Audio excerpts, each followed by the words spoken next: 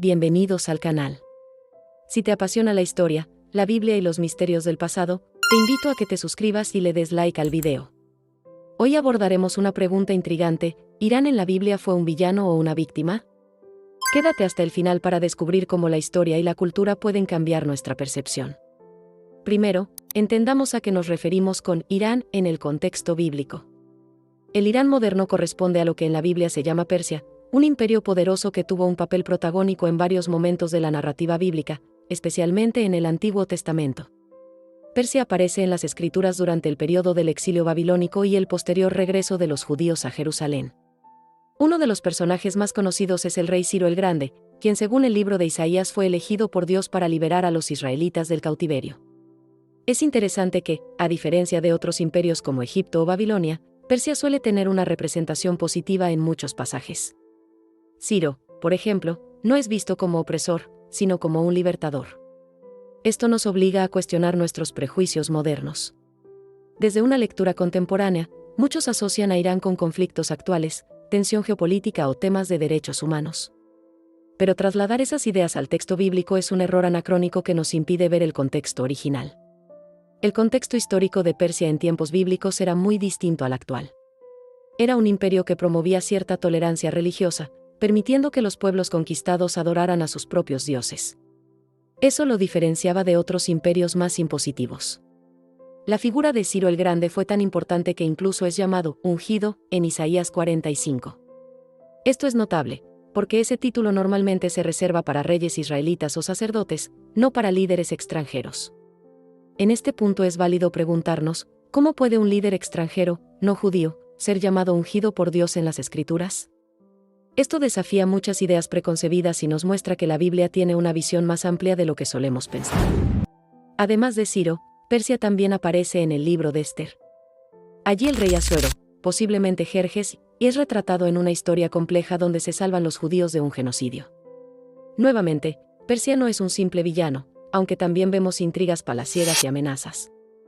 La historia de Esther es vital porque muestra cómo, dentro del imperio persa, los judíos lograron integrarse y sobrevivir, incluso ante peligros reales.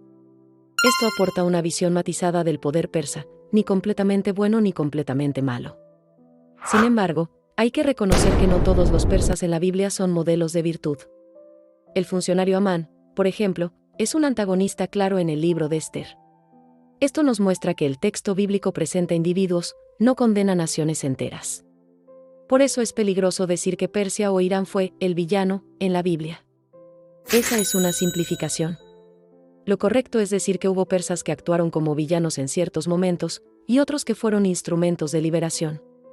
Aquí es donde entra la reflexión crítica: ¿estamos leyendo la Biblia con lentes modernos? Si creemos que Irán es un enemigo actual y trasladamos eso al texto bíblico, podríamos distorsionar su verdadero mensaje histórico. La Biblia no habla de Irán como una entidad malvada. Habla de personas, de decisiones, de eventos concretos. Si entendemos esto, podemos evitar prejuicios que surgen más del presente que del pasado. Hay quienes, desde ciertas posturas religiosas o políticas, intentan justificar conflictos actuales con base en profecías bíblicas. Pero muchas veces estas interpretaciones ignoran el contexto original de los textos. Es como si alguien leyera una novela antigua y tratara de explicar un conflicto moderno con base en ella, sin considerar que fueron escritas en épocas y con mentalidades muy distintas. Es un error que lleva a malentendidos graves. Por ejemplo, algunos grupos han querido ver a Irán como parte de los enemigos de Israel, profetizados en textos como Ezequiel 38 o Daniel 10. Pero el contexto de esos textos está marcado por la simbología apocalíptica, no por descripciones políticas literales. Daniel 10 habla de un príncipe de Persia, que se enfrenta a un ángel, pero esa imagen es más espiritual que geopolítica. Representa fuerzas invisibles, no necesariamente líderes humanos. Cuando analizamos Ezequiel 38, vemos que menciona a Persia en una coalición de naciones. Pero esa visión apocalíptica está cargada de metáforas y símbolos, no de predicciones lineales como si fueran titulares de noticias actuales. Aquí es clave tener herramientas de interpretación bíblica. Una lectura fundamentalista o literalista puede llevarnos a conclusiones erróneas. Lo correcto es interpretar la Biblia con conocimiento de su época, idioma, cultura y propósito teológico. Y ese propósito nunca fue hacer análisis geopolítico del siglo XXI. fue hablar del actuar de Dios en la historia, del sufrimiento y la esperanza del pueblo de Israel, y de cómo la fe transforma vidas en medio de las potencias del mundo antiguo. En el caso de Persia, la Biblia destaca su papel en la restauración del templo y la vida religiosa judía. Eso está registrado en Esdras y Nehemías, donde los reyes persas permiten y apoyan el regreso a Jerusalén y la reconstrucción.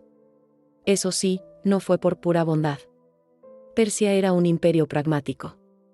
Le convenía tener súbditos leales, religiosamente satisfechos, que no se rebelaran. La política de libertad religiosa también tenía fines estratégicos. Pero eso no resta valor al hecho de que el pueblo judío fue beneficiado por estas decisiones. Desde su punto de vista, Persia fue una herramienta de redención, no de opresión. En resumen, lo que encontramos en la Biblia es una visión compleja. Persia, lo que hoy conocemos como Irán, fue una potencia que tuvo momentos de conflicto y de cooperación con el pueblo judío. La historia no se trata de buenos contra malos en blanco y negro. Es más bien un juego de intereses, culturas, personas y decisiones morales. Y la Biblia lo refleja con una profundidad que a veces pasamos por alto. Aplicar una mirada crítica implica hacernos preguntas como, ¿por qué pensamos que tal personaje es villano? ¿Qué prejuicios estamos trayendo a la lectura? ¿Qué contexto tenía ese texto originalmente? Por ejemplo, cuando un pasaje bíblico habla de Persia, ¿está hablando de todo el pueblo persa, o solo de un rey en específico? ¿Estamos generalizando por falta de análisis?